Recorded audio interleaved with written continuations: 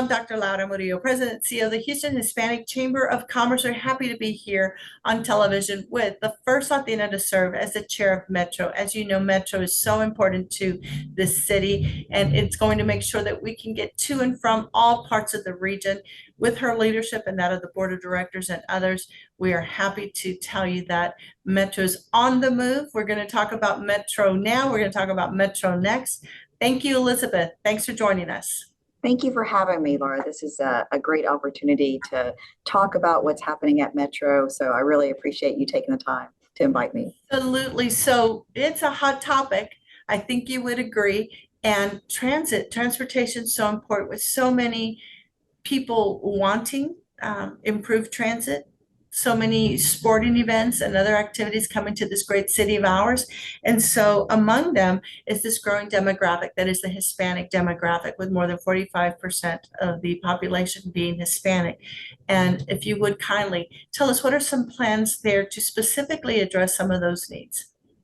Well, first of all, I'd like to say that I would like to work with the Chamber on finding opportunities to have outreach to the Hispanic community, because you're right, we have so many diverse opportunities from employment to ridership to events that are taking place that Hispanics can participate in. So I think that for us, it's really, really important that we reach that audience to talk about what kind of opportunities we have, whether it's through education, employment, internships, ridership, and making sure that we are connecting with the community. Absolutely. We're happy to help with that in a variety of ways, including focus groups and surveys and others. And so we'll get back to that conversation. I want to turn our attention now to what is BRT, as people in the know call it. But for those who may not be familiar, it's the Bus Rapid Transit Lines. And here's what jumped off the page for me. It's a $3 billion with a B, $3 billion project. And this would go to the taxpayers. Explain that to us and tell us the pros and cons of it, if you will. Well, we're currently taking a look at the BRT project. As you know, it was authorized by the voters before COVID. A lot has changed since COVID, including the cost of projects like this. So we see that the cost is going up and up. And we also need to be looking at whether this project or other projects make more sense since times have changed. And also we need to be thinking about how we incorporate technology.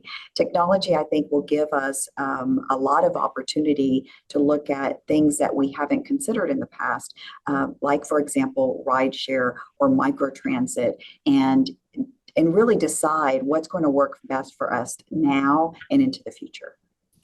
So it's good to hear that there are some thoughts to just look at everything, put it on the table, and Yes. decide whether or not it makes sense today and the financial impact that it will have, because these are not small projects, and there are, for businesses especially, in some cases, in many cases, there can be some disruptions there. And so getting that feedback and being customer centric is important.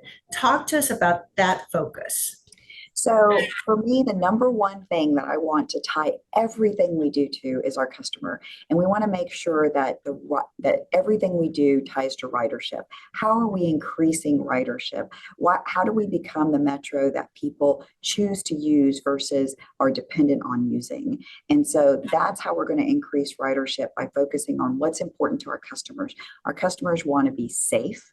They want a service that is reliable. They want a service that is clean, and they want a service that's friendly and user friendly. So we have to be easy to use. Our routes have to be easy to use. It has to be accessible. We have to meet the customer where they are. So rideshare offers a great opportunity for us to say, we're gonna pick you up from your curb and take you to where you need to be within a certain parameter. So we're looking at how we can do that in a way that makes sense. And we're seeing that other transit authorities are using microtransit as the way of the future. So we really want to be mindful of that as we start to think about what are the things that we're going to implement into the future.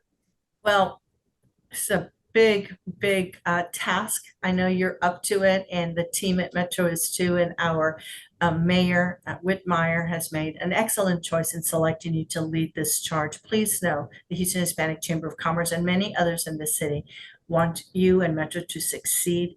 And I'm so happy to hear some of the key phrases that you've used, which include putting the customer first and being customer centric, because we want Metro to be something that's, as you mentioned, something of choice. So good luck on all of that, and keep making us proud. We'll see you soon.